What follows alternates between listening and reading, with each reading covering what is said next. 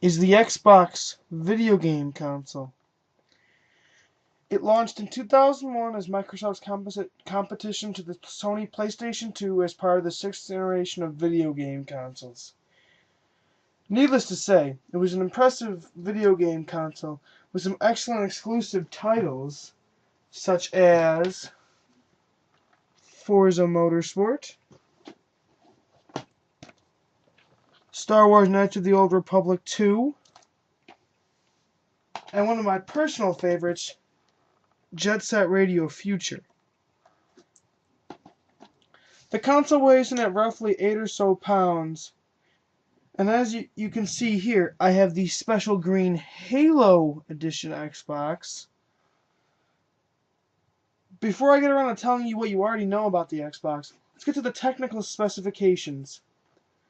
It has a 32-bit 733 MHz Pentium 3 base processor, which is in contrast to the 64-bit processor of the PS2 and GameCube.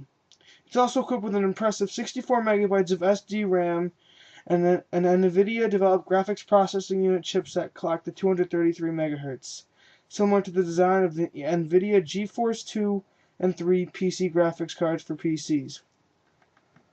Another important sale driver for the Xbox console was a built-in hard drive, which has been used in more recent consoles such as the Xbox 360 and PS3. It allowed Xbox users to rip music CDs, such as this, to their Xbox hard drive, as well as listen to them in games like, the Tony Hawk franchise, various racing games.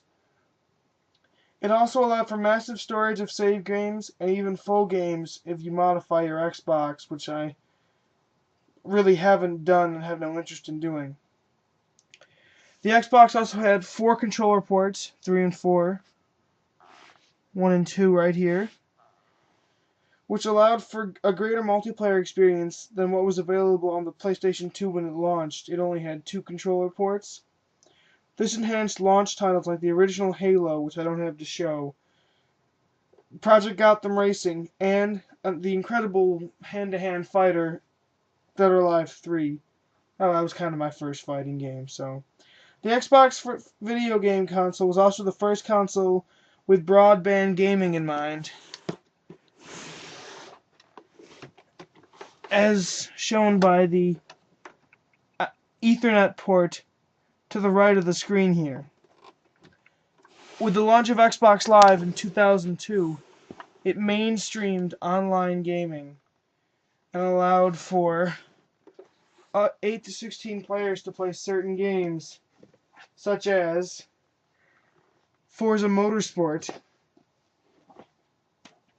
and Star Wars The Clone Wars. An excellent game.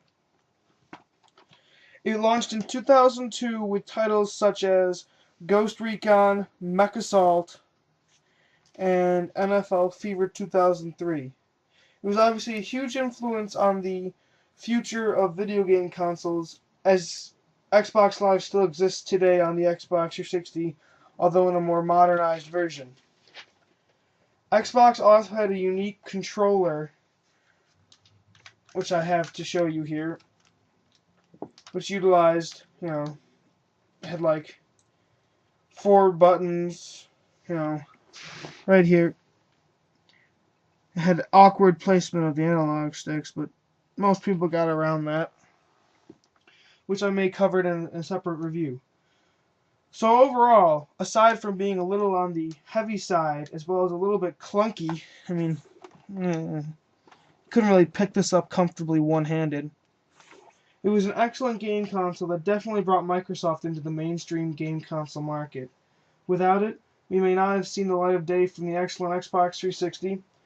Plus, we wouldn't be able to play gems like Time Splitters 2, as well as compilations like the Midway Arcade Treasures 3, which is not compatible with the Xbox 360. Overall, I think this is probably my favorite 6th generation console, as I do not own a PS2. I've had this Xbox since around 2003, It's definitely an excellent game console. You open the disk drive by, hitting the front button, and I have mentioned the Old Republic. You turn it off easily using that power button. Now, let me show you some of the menu features of this console. Now, this is what you see when you start up your Xbox without a disk in the drive. You can check out the memory, the music, Xbox Live features, and settings. It says it has about 50,000 plus blocks, but I'm pretty sure it's a little less than that. You got some of the games that I've collected over the various years. Overall, it's a very neat way to organize your games. Look at all those Halo files. What is wrong with me? Look at all those Monopoly Party files. Jesus. And here's where you can scroll through the list of music CDs you've recorded. This is a little embarrassing, as most of these artists suck. Here's where you could connect to Xbox Live if I had Xbox Live for my original Xbox, which I never had the honor of having. It's a little difficult getting the funds. Here's where you can set up the audio and video, and the network settings, and the automatic sign-ins, the parental control. Overall, it has a very neat, well, rather green feel to it. I definitely like the organization of the original Xbox's graphic user interface. Had a very neat feeling to it. Overall, this is a very nice console. Pretty tough one to beat if you're looking for shooters and American role-playing games. And I think the only thing it really lacks was a solid amount of, well, I'd have to say, the only thing it lacks is rhythm games, of which it only had the standard DDR.